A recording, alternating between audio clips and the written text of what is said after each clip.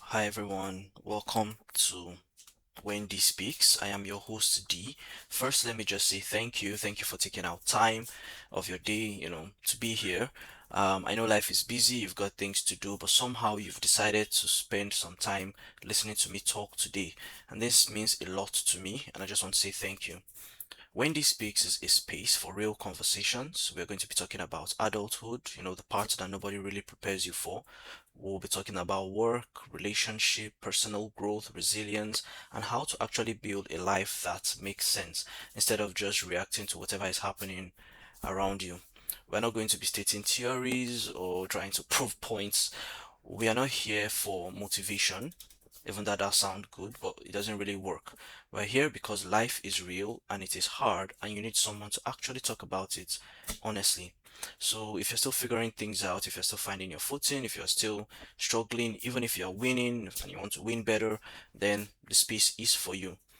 If you hear what resonates with you, do me a favor, like, share, follow, comment, and share it with someone that you love. Send it to that friend who needs to hear this. Post it in your group chats. You know, let's just grow together. Now let's dive into today's episode.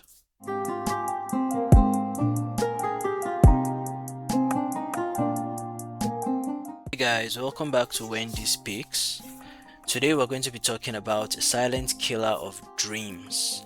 It's something that destroys businesses before they even launch.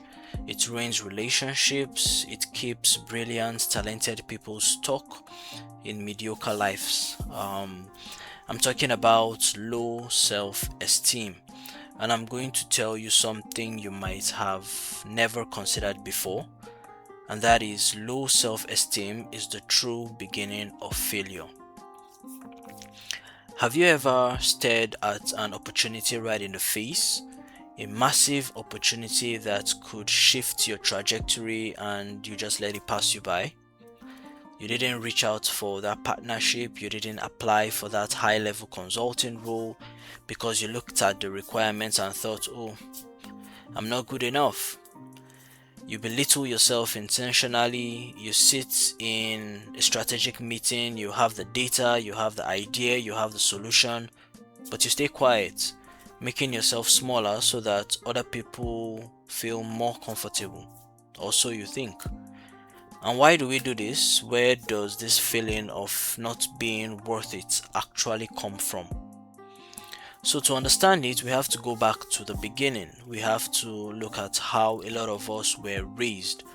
Thinking about when you were a kid, we all know that kids are naturally curious, right? Their brains are wired to explore. But for many of us growing up, we weren't allowed to really ask questions. So you ask an adult why something worked the way it did, or why a certain rule existed, and what were you told? You were being too inquisitive. You asked too much. Just be quiet and do what you are told. It seemed harmless to the adults that were saying it as a then, but do you know what that actually did to us? It messed with our self esteem on a foundational level. When a child is repeatedly told that their curiosity is an annoyance, they internalize a devastating message. It now seems like my voice does not matter, my thoughts are a burden, I shouldn't take up space. And then we carry that exact same programming into adulthood. That is the origin story of your imposter syndrome.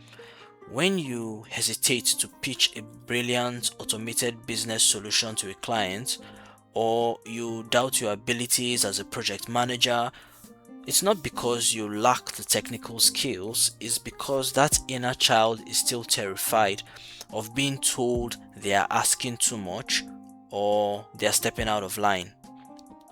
So, how do we fix this? How do we unlearn decades of programming and stop self sabotaging? Here are a few simple steps to get started and get past it today. First, you have to separate the facts from the feelings. Low self esteem thrives on lies. It tells you that you are a fraud, But look at the data. Look at the degrees you've gotten, look at how far you've come, look at the certificates you studied late into the nights for, look at the probation periods you successfully crushed at work. Document your wins.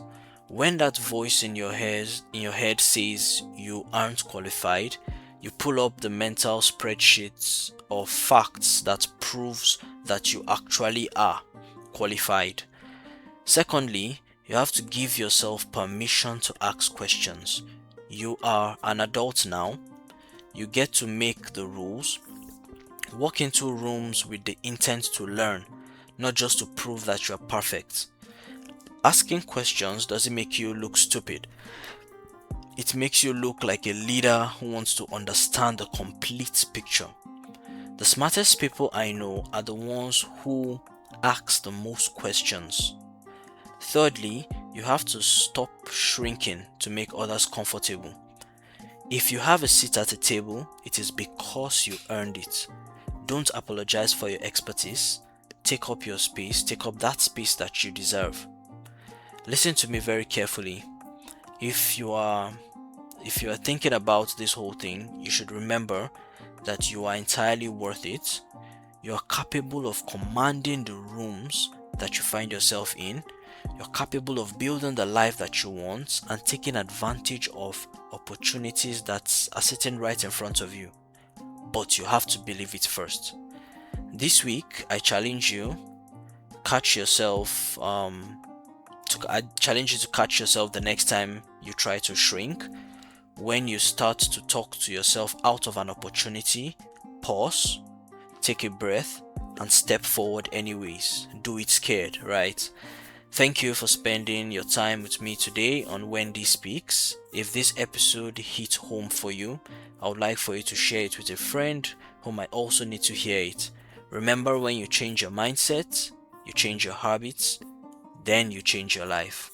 I'm D, and I'll catch you next time. Thank you.